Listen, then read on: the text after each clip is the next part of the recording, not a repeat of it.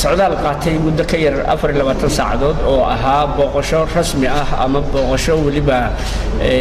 qaran oo madaxweynaha iyo wafdigiisa oo anigu ka mid ahaa aan ku tagnay magaalada Addis Ababa ee dalka Itoobiya xarunta dalka Itoobiya ayaan rabaa inaan yar idinkaga warramo waxay ahayd booqashadaasi mid runtii lagu tilmaami karo inay baal cusub u furi karto xiriirka ka dhaxeeya labada dal ee dariska ah soo dhaweyn markii ugu horeysay aan u maleynay inay tahay heerkaas ahayd ayaa magaalada Addis Ababa loogu sameeyay madaxweynaha iyo wafdigiisa waxa halkaas isugu soo baxay oo yimid mas'uuliin badan oo horkacayay ra'iisul wasaaraha Itoobiya ayna kamid ahaayeen wasiiro iyo mas'uuliin kale waxa la safay ciidanka salaan sharafta oo halkaas salaan madaxweynuhu uga qaatay isla markaana markaa kadib salaanta labada calan ay ku qaateen labada mas'uul waxa la keenay kooxaha fanaaniinta ah ee gaar ahaan xagga hidaha iyo dhaqanka marka soo dhaweyn xoog leh ayaa airportka loogu sameeyay kadibna waxa la safay calamada labada dal ee magaalada wadooyinka waaweyn oo dhan lagu qurxiyay kadibna isla maalintii baan tagnay halkaas wada hadal ayaa dhex maray wafdiga madaxweynuhu hogaaminayay iyo mas'uuliyiin Itoobiyaan oo hogaaminayay ra'iisul wasaaraha Itoobiya mahadcelin kadib sida naloo soo dhaweeyay iyo mahadcelin kaalinta AMISOM ay ka qaataan ciidamada Itoobiya waxa la gudagalay wada hadal ku saabsan xiriirka labada dal qodobo fara badan ayaa la isla soo qaaday waxayna ahaayeen qodobo runtii intii la isku soo qaaday oo dhan is-afgarad laga gaaray arrimaha la isla soo qaaday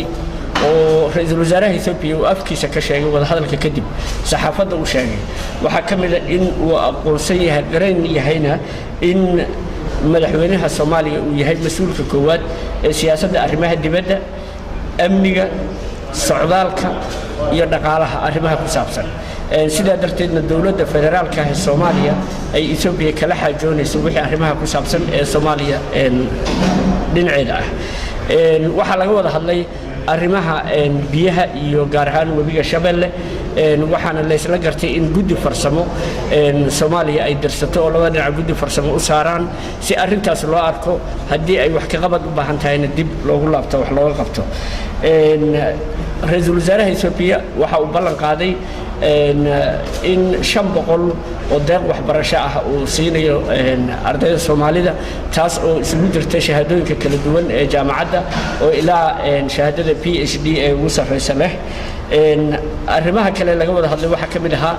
waxa wafdiga madaxweynaha Soomaaliya kamid ahaa xildhibaano ka tirsan baarlamaanka federaalka oo ka soo jeeda ama laga soo doortay deegaanada la teedsan Soomaaliya u dhaxaysa labada dal oo taasna markaa dhinaca kale Itoobiya ay noqonayso